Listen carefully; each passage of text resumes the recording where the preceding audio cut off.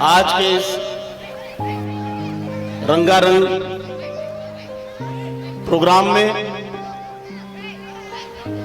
HM institution के सभी principal और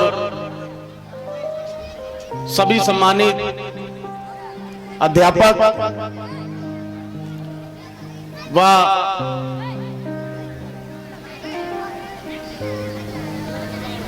टोटल स्टाफ और तमाम खासतौर से हमारे पब्लिक स्कूल, इंटर कॉलेज और महाविद्यालय के सभी हमारे डिसिप्लिन बच्चे, स्टूडेंट, सम्मानित साथियों, आए हुए हमारे मेहमान, आज हमने देखा कि 26 जनवरी के गणतंत्र दिवस के इस प्रोग्राम में हमारे छोटे छोटे बच्चों ने कितना अच्छा परफॉर्म किया है। चाहे वो डांस का प्रोग्राम हो, चाहे सिंगिंग का हो, चाहे नाटक का हो, बहुत अच्छा परफॉर्म किया है, बहुत अच्छा। और मैं समझता हूं इसमें बच्चों के साथ साथ स्कूल कॉलेज के हमारे स्टाफ टीचर का बहुत बड़ा हाथ है, उनकी भी बहुत मेहनत है, वो भी बहुत प्रशंसा के पात्र हैं। बच्चों को हम ये बताना चाहेंगे कि आज दिन क्या है।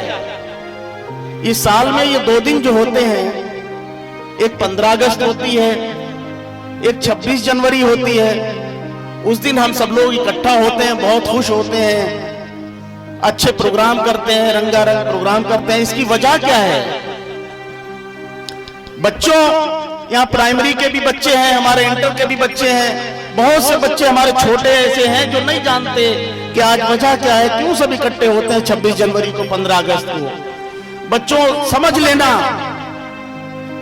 15 अगस्त जो होती है, आज से 70 साल पहले, 69 साल पहले हमारा जो मुल्क है, जिस देश में हम रहते हैं, वो आजाद हुआ था। यहाँ दूसरों की हुकूमत थी, यहाँ दूसरे लोग राज करते थे।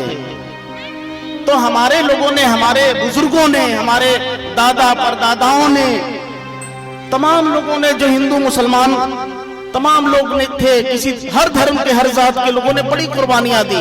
उनको फांसी लगा दी गई, मालूम है? उनको पेड़ों पर लटका दिया गया।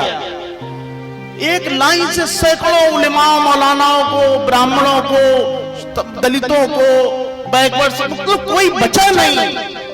पूरे पूरे घर अंग्रेजों ने साफ कर दिए, क्योंकि हमारे बड़े जो लोग थे वो अपना मुल्क उनसे आजाद कराना चाहते थे। वो कहते थे कि यहाँ तो हमारा देश है, यहाँ तो हमारे लोग राज करेंगे, हमारा बादशाह बैठेगा, हमारा राजा बैठेगा। तुम लोग बाहर से आके यहाँ कब्जा कर लिए हो, तुम लोग बाहर से यहाँ आ गए हो। तो पता है, बहुत मुश्किल से, बहुत बड़ी कुर्बानी देकर ये देश हमको मिला है।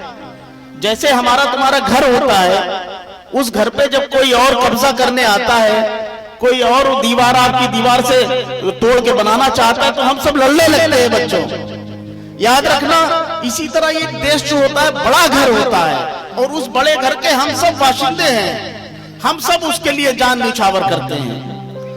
और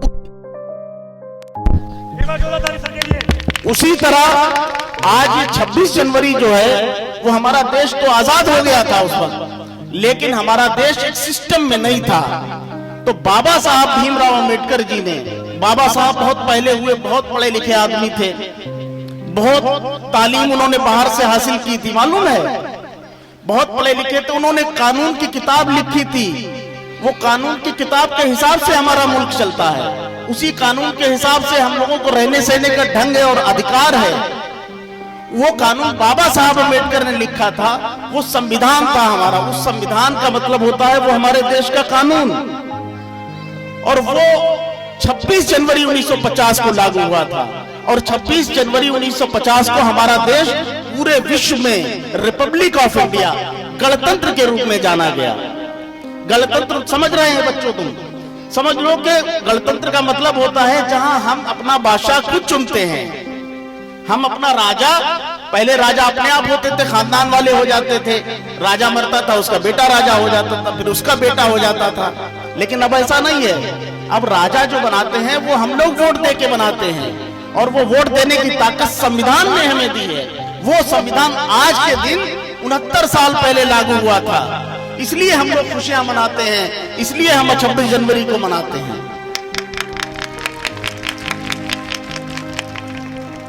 और हमें चाहिए कि हमने जिस तरह से आज परफॉर्मेंस देखी, मैं समझता हूं कि अगर हम रास्ते खोल दें, अपने बच्चों को मौका दें, तो ये बच्चे बड़ा नाम रोशन करेंगे, बहुत नाम करेंगे हमारे इलाके का, हमारे कॉलेज का, अपने माँ बाप का, अपने भाई बहनों का, अपने चाचा चाची का। इसलिए इनको अच्छी तालीम। देखिए दुनिया में ज्यादातर चीजें जो बड़ी बड़ी हैं वो ईश्वर ने, वो अल्लाह ने फ्री रखी हैं सबके लिए, चाहे वो पानी हो, चाहे हवा हो, तमाम चीजें। इसी तरह हम सोचते हैं कि एजुकेशन भी सबको मुफ्त में मिलनी चाहिए तकरीबन। मेहनताना अलग बात है कि तमाम स्टाफ जो लगता है उसके मेहनताने के रूप में आप उसकी कीमत नहीं देते। तालीम की कोई कीमत नहीं होती। वो जो आपको पढ़ाते हैं वो एक मेहनताना रोजी रोटी कमाने, उनको भी अपना पेट भरना है, उनको भी अपना घर चलाना है, वो सिर्फ देते हैं। अभी बहुत से बच्चे आ गए जो इस स्कूल के नहीं थे, जो इस कॉलेज के नहीं थे, वो बैठने के लिए आ गए। मैंने कहा जरूर बिठा लो। हालांकि उससे हमारे बच्चों को थोड़ी परेशानी हुई, लेकिन कोई बात नहीं। जब घर में मेहमान आता है तो अपना बिस्तर मेहमान को दिया जाता है, अपना बिस्तर मेहमान को दे दिया जाता है, खुद जमीन में लेटता है मेजबान। तो यही समझ लिया करो जो बाहर से बच्चे आए हैं वो तुम्हारे मेहमान हैं, और ये भी किसी ना किसी स्कूल में पढ़ेंगे। और जो नहीं पढ़ पाते, मैं उनके माँ बाप से कहना चाहता हूँ कि जहां भी हो सके, जिस तरह भी हो सके, तालीम से वंचित मत करना, शिक्षा से वंचित मत करना। अगर शिक्षित नहीं है आदमी तो एक बात समझ लेना कि वो बोलते हुए जानवर से ज्यादा कुछ नहीं है। और जब हम तालीम दे देते हैं तो हम पत्थर को तराश कर हीरा बना देते हैं अपने बच्चे को, और हमें इन सबको हीरा बनते हुए देखना है। आज हाजी मजहरुद्दीन मरहूम इंस्टीट्यूशन, उनके नाम से जो ये नाम रखा गया, कई बार कुछ लोग सोचते होंगे कि इस कॉलेज का नाम हाजी मजहरुद्दीन इंटर कॉलेज, हाजी मजहरुद्दीन महाविद्यालय, हाजी मजहरुद्दीन पब्लिक स्कूल क्यों रखा गया। वो भी मैं बताना चाहता हूं कि हाजी जी मरहूम तालीम से बहुत लगाव रखते थे।